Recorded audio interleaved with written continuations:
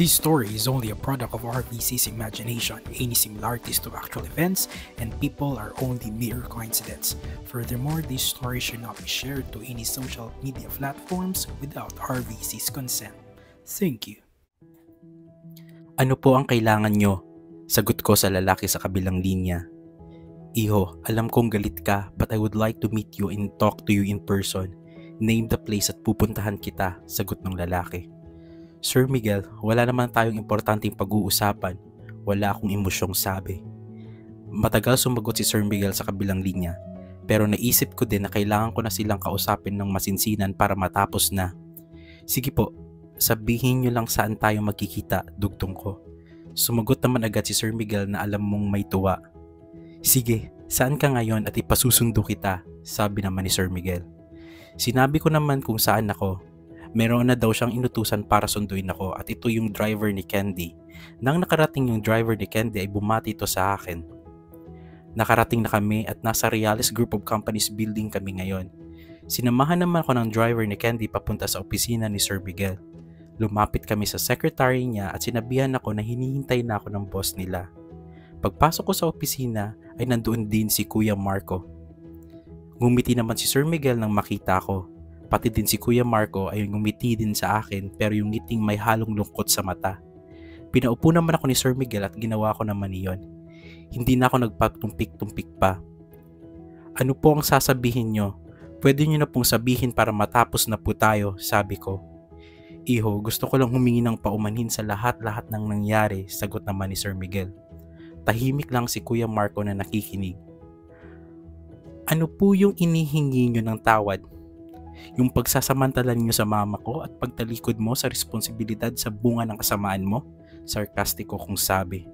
Nagulat silang dalawa sa maanghang kong salita. Hindi nga sila agad nakapagsalita. Ikaw Marco, di mo ba ako susuntukin? Ang sama ng sinabi ko kay Sir Miguel oh. Sabi ko naman na nakaharap na kay Kuya Marco. Hindi naman sumagot si Kuya Marco. That is not what happened, Iho. Malungkot na sagot ni Sir Miguel. Tell me what happened then. Ako na hindi napigilang lumuha. Ayoko na sanang umiyak ulit sa harap nila pero hindi ko talaga mapigilan. Naghalo-halo ang lungkot at galit ko ngayon. I didn't rape your mom. I was just drunk that time and I didn't know what happened afterwards. Nagising na lang ako nakatabi ko si Lorna. I am so sorry, Iho, malungkot na sabi ni Sir Miguel. Noong sinabi ni Mama na anak mo yung bata na dinadala niya, bakit diretso ka na lang nagdesisyon na wala kang anak sa kanya at ang batang ipinanganak niya ay hindi sa'yo? Mapait kong sabi sa kanya. I have my own family problems. My wife died and I need to raise our 2 children. Sunod-sunod din ang mga business problems that time. Magulo din ang isip ko noon, naluluha na sabi ni Sir Miguel. Nung naging okay na ang negosyo mo, di mo ba ako naisip? Bakit hindi mo ako pinahanap? Bakit di mo pina-verify kung anak mo talaga ako? Ha, alam ko na, verified or hindi mo po pa din ako tatanggapin. Pait kong sabi sa kanya. Yumuko na lang si Sir Miguel. Si Kuya Marco naman ay nakikinig lang sa amin na nakatingin sa akin. No excuse, Iho. No excuse. I am so sorry. Please let me make it up to you. Malungkot na sabi ni Sir Miguel. Hindi ko siya sinagot pero nagtanong ako kung alam na ba ni Candy na magkadugo kami. Yes, Iho. I already told her everything, sabi naman ni Sir Miguel. Nasa hospital pa rin po ba siya? Tanong ko naman. Nasa bahay na siya, Iho. Kung gusto mo ipahatid kita sa bahay. Gustong gusto ka na din nun kausapin, sagot naman ni Sir Miguel. Ako na lang dad maghahatid kay James, sabi naman ni Kuya Marco. Tumingin kaming dalawa ni Sir Miguel kay Kuya Marco. Sige, Iho. Sabi naman ni Sir Miguel. I'll wait for you sa labas, James. Sabi naman ni Kuya Marco sa akin tapos naglakad na palabas. Tumango ako. Humarap naman ako kay Sir Miguel. Sir Miguel, gusto ko lang sabihin sa inyo na hindi kita tatawaging ama. Hindi mo din ako anak simula nung hindi mo ko kinilala. Gusto ko lang sabihin sa inyo na hindi po kita kailangan. Na kaya ko po na si Tia Lori ang kasama ko. Oo, scholar ako ng Reales Foundation na pagmamay-ari mo pero nakuha ko tong scholarship nito dahil sa sariling sikap ko at nakuha ko yun base sa pamantayan ninyo sa pagiging scholar. Pinaghirapan ko yung katulad ng ibang scholars mo. Kung magkikita man tayo ulit dahil lang iyon kay Candy, Sige po, aalis na ako. Salamat po sa oras na ginugol mo. Paalam po. Mahaba kong salaysay. Pagkatapos ay lumabas na ako sa opisina niya. Nandoon naman si Kuya Marco naghihintay sa labas ng opisina ng ama niya. Tara na James, na-text ko na pala si Candy na darating tayo, sabi niya. Tumango na lang ako. Inakbayan ako ni Kuya Marco habang papaalis kami. Marco, tanggalin mo yung kamay mo, hindi tayo magkaibigan anuman para gawin yan, diin kong sabi. Nakita ko ang gulat sa mukha niya nang sinabi ko yon. Tinanggal naman niya ang kamay niya sa pagkakaakbay. Habang nasa biyahe kami, wala kaming kibuan sa loob ng ilang minuto hanggang sa nagsalita na si Kuya Marco. James, alam kong galit ka pa din sa akin. Gusto ko humingi ng tawad sa pagsuntok ko sa iyo at sa sakit na dulot ng pamilyang Reales sa iyo, sabi niya habang nagmamaneho. Bumuntong hininga naman ako. Okay na yon Marco, pero heto ang tandaan mo at tanging ugnayan na lang natin ay si Candy.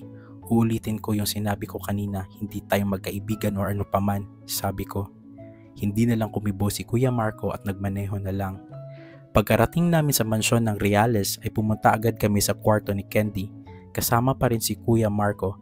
Nang makita ko si Candy na nakaupo sa kama niya ay niyakap ko siya at napaluha ako.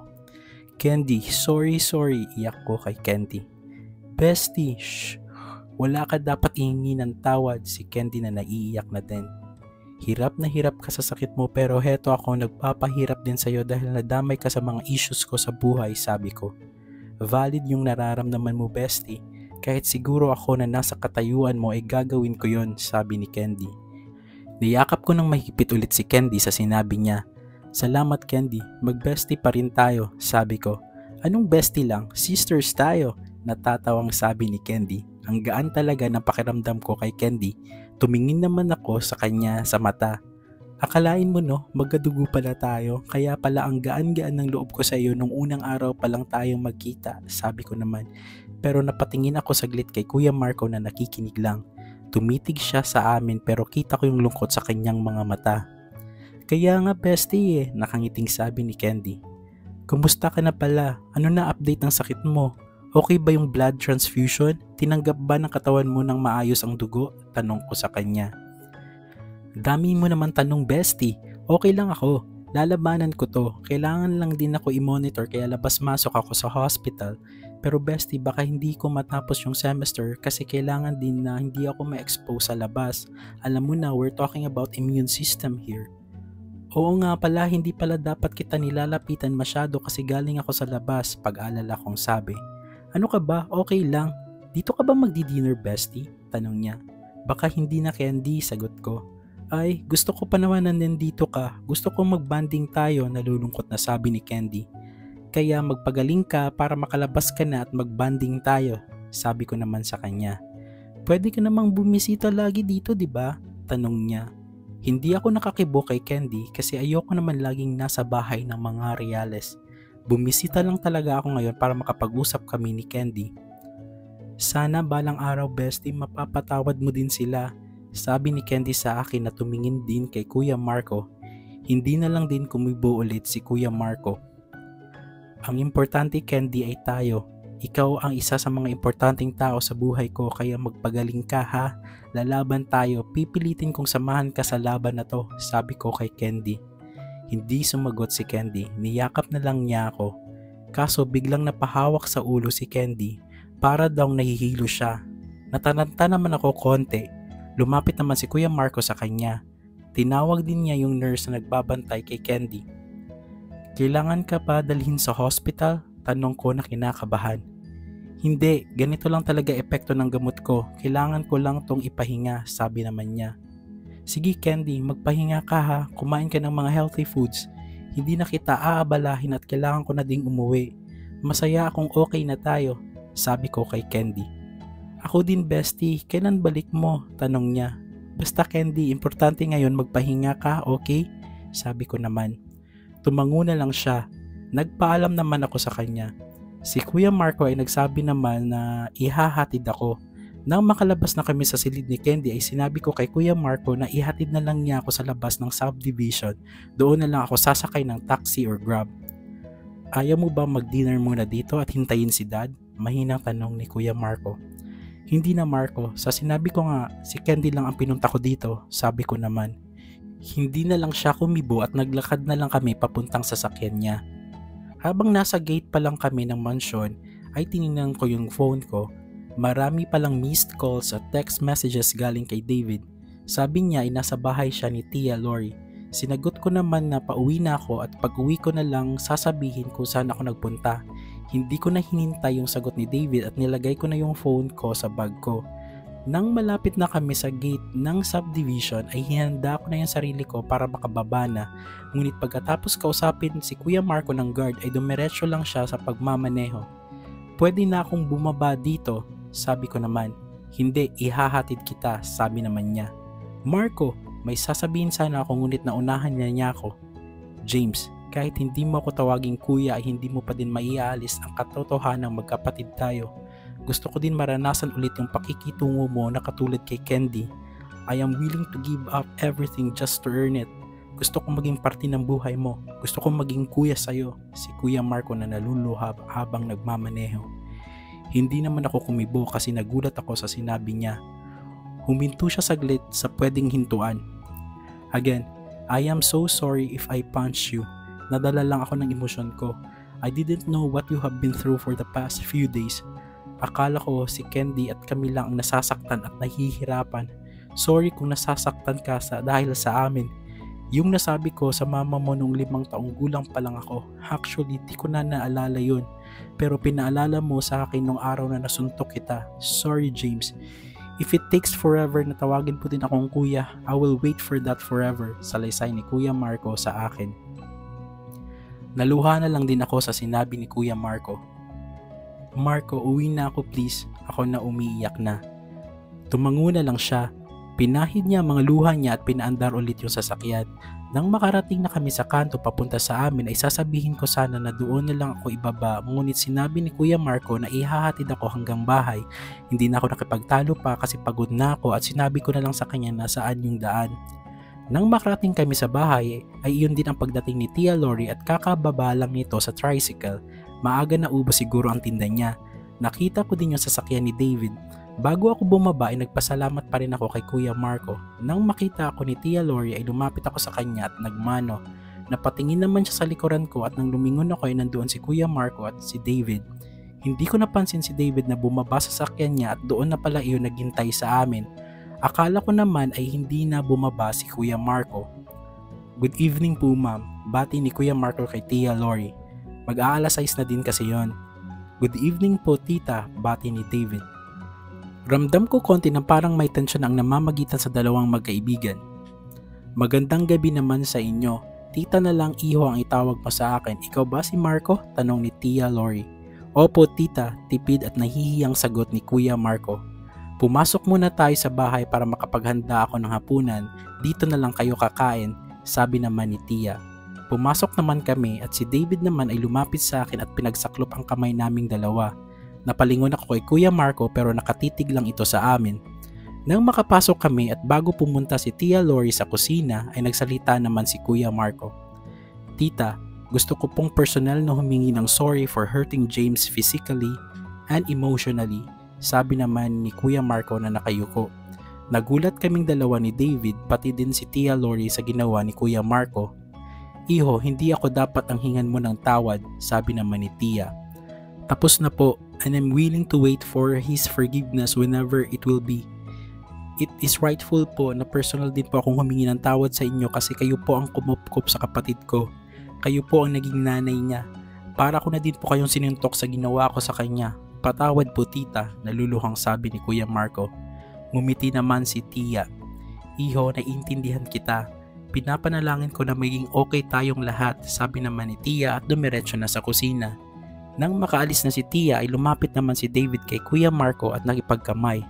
Hanip mate, it takes guts, I give it to you, nakangising sabi ni David kay Kuya Marco. Ngumiti naman si Kuya Marco at tinanggap yung kamay niya. Yes bro, tipid naman sabi ni Kuya Marco. Sinabi kong iiwan ko muna silang dalawa sa sala kasi magbibihis ako.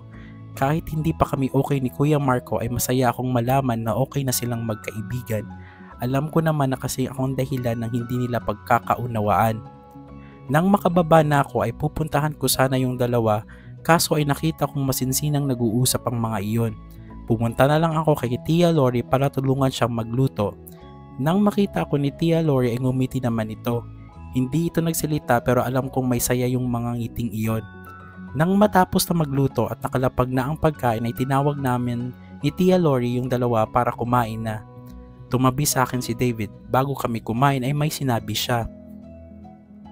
Bago pala tayo kumain, I would like to announce na kami na po ni Cute ST James pag-aanunsyo ni David.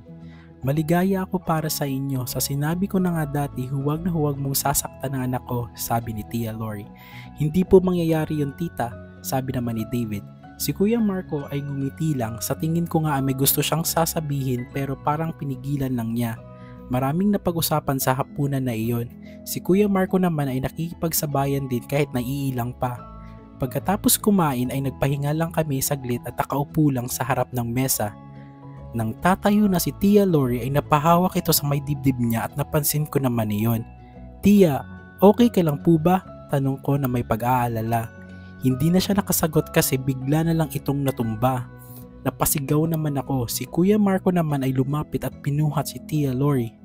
Bro, can you please stay for a while para ma-check ang bahay kung may kailangang i-check bago isara tapos sunod ka sa hospital? I'll text you kung saan namin dadalhin si tita. James, tara! Si Kuya Marco na buhat-buhat si Tia Lori na sinasabihan si David at pinapasunod ako sa kanya. Okay Marco, ako bahala dito, sabi ni David kay Kuya Marco. Cute, susunod ako ha.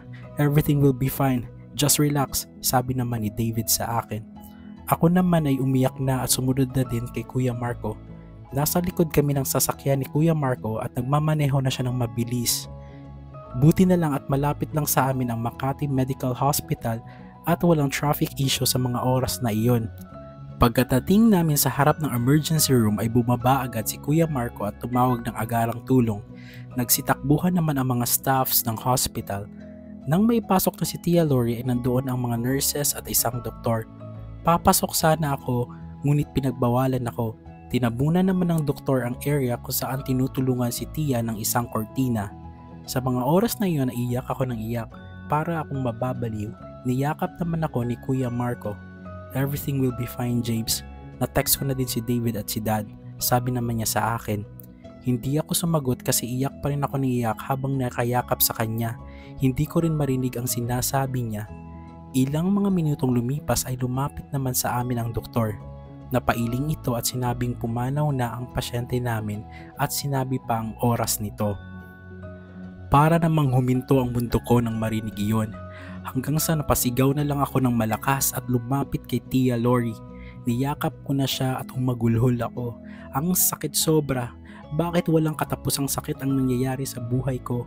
Pilit na ginigising ko si Tia Lori. Wala na akong pakialam sa lakas ng iyak at sigaw ko. Si Kuya Marco naman ay inalalayan ako. Wala pa din akong tigil sa pag-iyak. Siya lang ang nag-iisang tao na tumanggap sa akin nung lahat ay iniwan ako. Ngayon wala na ang nag-iisa kong Tia Lori. May lumapit naman na lalaki sa amin at sinabihan kami na pwede nang ilagay sa morgue yung bangkay. I will let you know but please give my brother more time to spend with tita, sagot naman ni Kuya Marco na pinipilit na hindi mabasag ang tinig. Tumango naman yung staff. Wala pa din akong tigil sa pag-iyak. Nasa likod lang si Kuya Marco na inaalalayan ako hanggang sa hindi ko nakayanan ang sakit at sobrang pag-iiyak ay nawalan ako ng malay. Someone help! Sigaw ni Kuya Marco. Nang magising ako ay napagtanto kong nasa isang silid ako sa hospital. Nasa gilid ko si David na nakahawak sa kamay ko. Cute, I am glad you're awake now. Si David na may halong pag-aalala. Nakita ko din yung namumugto ang mga mata nito. David, si Tia Lori, tanong ko sa kanya na ang boses ay paos at nanghihina. Hindi naman siya kumipo at hinawakan lang kamay ko ng mahigpit. Pupuntahan ko si Tia Lori. Wala yung kasama. Kailangan ako ng Tia Lori ko. Ako nababangon parang wala sa sarili at nagsisimula ng umiyak. Huwag ka muna bumangon, Cute. Makakasama sa'yo, may pag-aalalang sabi ni David. Tia Lori! Sigaw ko na umiiyak. Grabe ang sakit sa dibdib. Hindi ko kaya. Yumakap naman si David sa akin. Wala na akong pamilya. Wala na ang Tia Lori ko. Siya lang ang pamilyang meron ako, David. Tia Lori! Sigaw ko na umiiyak. Hindi ko din napansin na nandoon pala sina Kuya Marco at Sir Miguel sa silid. Nandoon din ang mga magulang ni David. Masyado akong nalulunod sa emosyon ko at hindi ko na napapansin ang mga tao sa paligid. Sa sobrang pag-iyak ko naman ay parang mawawala na naman ako ng malay. "Mom, please call the doctor! Mom, please!" sigaw ni David nang lumingon.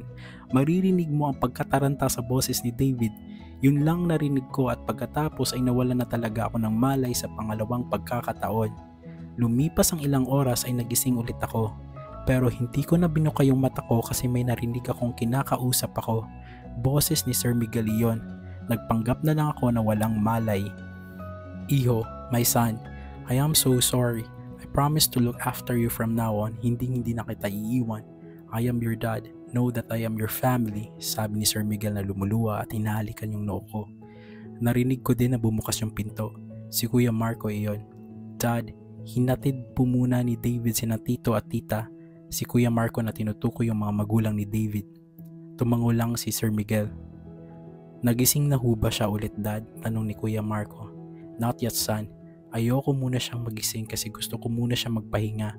Baka kasi umiyak na naman. Your brother is too tired," sabi ni Sir Miguel na hinawak-hawakan ang noo ko. "How about Tita Lori's remains? What are the actions needed para maasikaso ko na?" tanong naman ni Kuya Marco. Nang marinig ko yun ay parang sasabog na naman ako. "Just the necessary papers, son. But as for the wake, we will wait for your brother to decide saan. I have already called my secretary to process the funeral services and the papers. Ang asikasuhin na lang natin ay yung kapatid mo," sabi naman ni Sir Miguel. "Dad," pagtawag ni Kuya Marco. "Ano yun, iho?" tanong naman ni Sir Miguel. "Please let us not leave James again. Alam kong galit siya sa atin pero let us not leave him. When I saw him break down, para akong sinasaksak sa puso, Dad. Gusto kong maging lakas din niya katulad ng kay David. I want to take temporary leave from work para masamahan siya, Dad," sabi ni Kuya Marco na naiiyak. "Yes, son. About that, I also told my secretary about our leave of absence. I cleared our schedule for 2 weeks or so," sabi naman ni Sir Miguel. Hindi ko naman napigilang lumuha ulit dahil sa mga narinig ko sa kanila. Napansin naman din iyon ni Kuya Marco. Umungol na lang ako konti para magkunwari na kakagising ko lang at walang narinig. "How are you feeling physically, iho?" tanong naman na may pag-aalala ni Sir Miguel. Hindi ko sinagot iyon at tumango lang ako sa kanya. Tumango din si Sir Miguel. "Do you want water? Food?" tanong naman ni Kuya Marco. "Tubig na lang po please," sabi ko naman. Tumango naman si Kuya Marco at kumuha ng tubig. Si Sir Miguel naman ay inalalayan akong makaupo sa kama. Inabot naman ni Kuya Marco kay Sir Miguel yung tubig at pinainom na ako. "Salamat po sa pagpunta. Sorry din po sa abala. Mas mabuti pong unahin niyo po si Candy kasi mas kailangan niya po kayo," sabi ko naman. "Candy is okay, iho. May nag-aalaga sa kanya and we are always checking her," sabi naman ni Sir Miguel. "Babantayan ka muna namin dito, James, okay?" sabi naman ni Kuya Marco. Pagod na din ako makipagtalo kaya sumang-ayon na lang ako. "Alam na po ba ni Candy? Ayoko po munang malaman niya baka kasi mag-alala yun at makasama sa kanya," sabi ko naman. "She doesn't know yet, iho. She was asleep when Marco called me kanina," sabi naman ni Sir Miguel. "Sir, baka gusto niyo pong magpahinga, okay lang po ako rito," sabi ko naman. Nakita ko na naman yung lungkot sa mata ni Sir Miguel kasi hindi ko siya kayang tawagin kahit tito man lang. "Nope, iho. Nakapagpahinga naman ako. Ikaw ang magpahinga. Kailangan mo ng lakas for the next few days," sabi ni Sir Miguel. "Aasikasuhin ko pa ang burol ni Tia Lori." Ako na naluluha na naman. "Okay lang yun, iho. Everything is taken care of. Saan ba ibuburol si Lori?" sabi ni Sir Miguel na kumuha ng panyo at pinahid ang mga luha ko. Nagulat naman ako konti sa ginawa niya. "Salamat po, sir. Gusto ko sa bahay lang po ni Tia Lori siya iburol. Pasensya po sa abala. Babayaran ko na lang po kayo kung okay na po at kung makaluwag-luwag na ako," sabi ko na tuluyan ng umiyak. Bigla namang lumapit si Kuya Marco at niyakap ako. "James, hindi mo kailangan magbayad. Pamilya mo kami. Pamilya ka namin. We will take care of everything," sabi ni Kuya Marco. Hindi na lang ako kumibo at umiyak na lang ako ng umiyak.